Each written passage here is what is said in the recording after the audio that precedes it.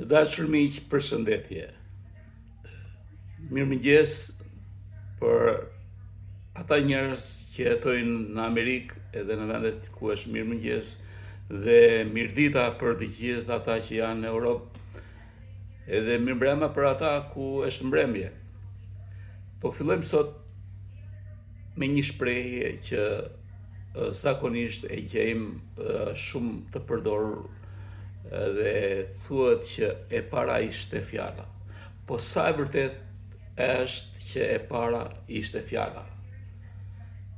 Si mund jetë fjala kur përpara fjalës është mendimi, kur përpara fjalës është ideja? Pra, e para nuk ishte fjala, e para ishte ideja. Duke menduar në këtë mënyrë se e para ishte ideja, ne morëm disa gërma, formuam disa fjalë në bazë të një ideje që ne kishim, dhe krijuam Alb Diaspora TV.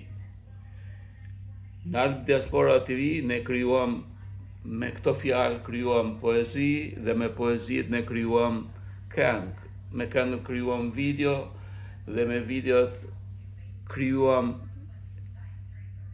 podcaste dhe playlist.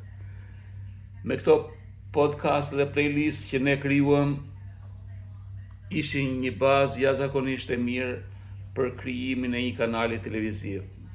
Tashëm jemi para një realiteti, dhe ky kanal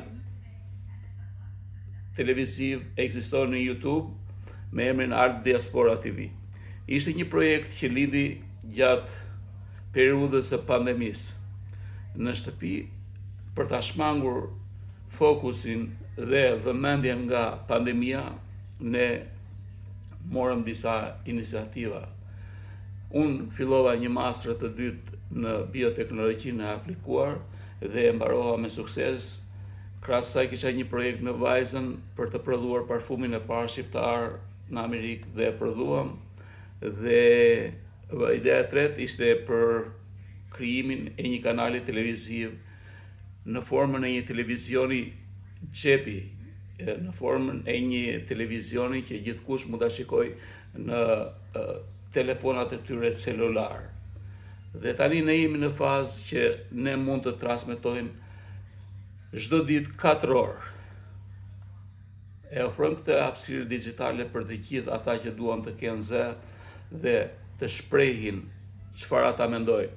Mos harroni, tham, e para ishte ideja, e para ishte mendimi, e pasandaj ishte fjala.